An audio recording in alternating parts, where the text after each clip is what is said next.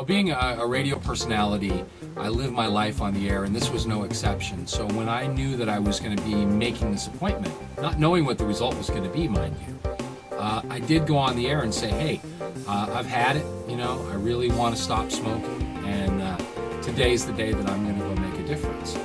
Well, I wrote a pretty big check with my mouth that I hope my butt could cash, and I wasn't sure. But people have since told me afterwards that that was actually a really good thing to do, because now you're out there with it. So, are you going to back up what you said you were going to do? Or is this just, something for the show? Or because they don't know, But I never thought of it that way. But now that I do think of it that way, it probably helped a little bit that I was out there with it. And, it's one thing to tell a couple friends, hey, I'm going to go do this. When you're telling a couple 100,000 people at one time, by the way, I'm taking this big leap, and we'll see how it works out. You're kind of out there on your own, and thankfully, it's been way easier than I could imagine. So I'm good with that.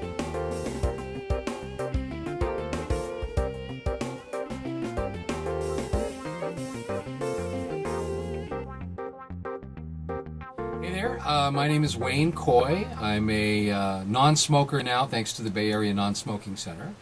I smoked cigarettes since I was about 11 years old, the first time. Typical be cool in the back of the bus and on the schoolyard, impress the girls kind of thing. And the sad part is that that's a habit that got, planted and then ingrained forever. I mean, I'm 48 now.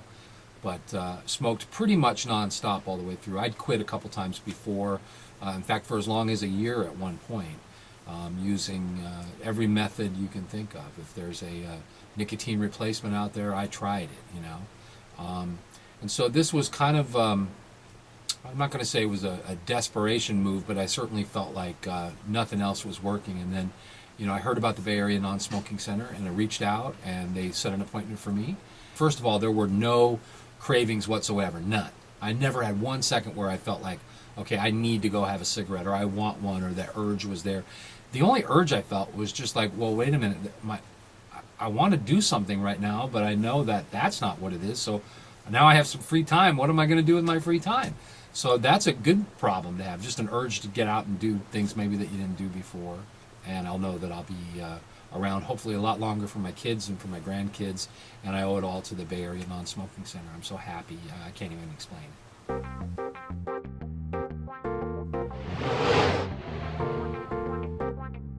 Well, I'll tell you what, working with Ken was a treat because he puts you at ease right away. I mean, showed that he really did care about you and your quest.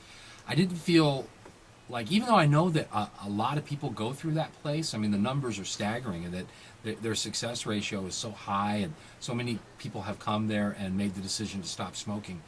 You would think after that many people, after a while, when you're dealing with one guy, that one guy would get a little bit bored in his job, and it's just another one.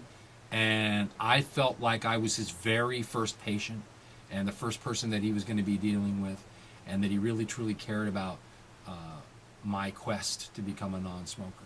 And I think that's genuine. I don't think that you can make that up. I'm a pretty good judge of character, and I think that, he's just genuinely a good guy who wants to help people save their lives by stopping smoking. And, if that's what you're going to choose to have be your life's work, then, God bless him. I mean, that's an awesome thing to do. So.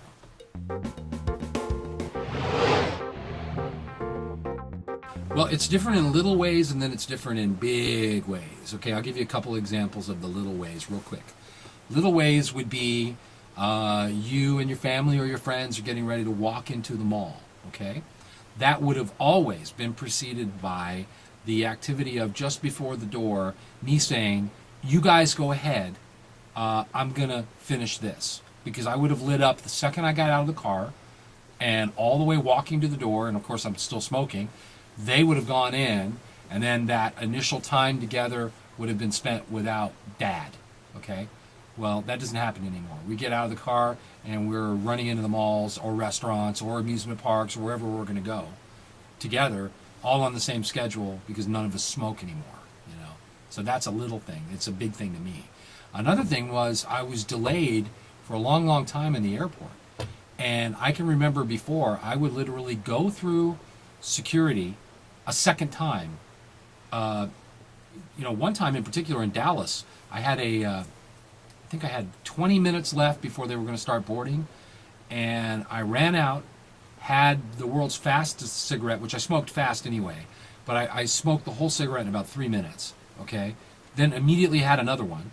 That left me about 12 minutes to get through security and get to my gate and get on the plane, and I made it with about 30 seconds to spare. Okay, I brought all of that nonsense on myself as a smoker, and I don't miss that at all, but I just recently flew and got delayed, and it was so fun to just be able to sit at my gate and read the newspaper and, go have a bite to eat and not have that nagging, oh, got to go take care of the habit, it's gone.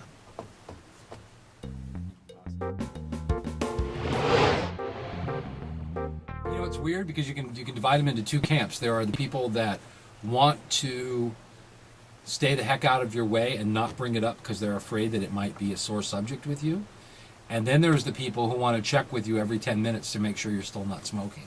Because to them, they looked at me as being somebody who was always going to have a cigarette in his right hand. I mean, they just looked at that as being sort of an attachment to my arm, So they're shocked, I think. And then pleasantly surprised when they find out that, really? You're not, no cravings, no withdrawals? You're not like ready to kill somebody? That I think has a lot of people wondering what the heck.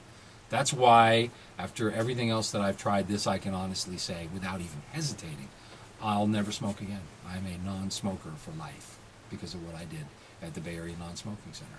That's huge, man.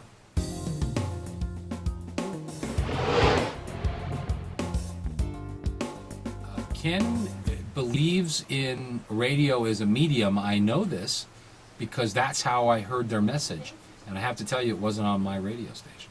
So, no, they weren't advertisers.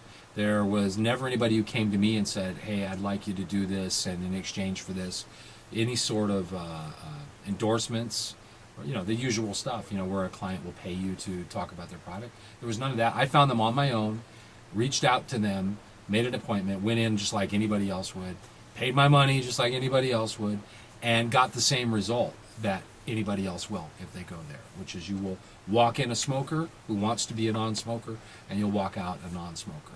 So, that's the deal on that. Now, the funny thing is that I did share after the fact with them some emails that came through because I was talking about it on the air, but I never ever specified where I went or what I did or anything. Just that I was going to be doing this and I was going to be a non-smoker. And I forwarded some of those emails over to Ken at the Non-Smoking Center. And as a result of, I think, that and maybe spending some time with me, he's become an advertiser on our station. But that was the cart after the horse instead of before. That's kind of how that worked out. So it worked out good for everybody. And I'm still not getting paid.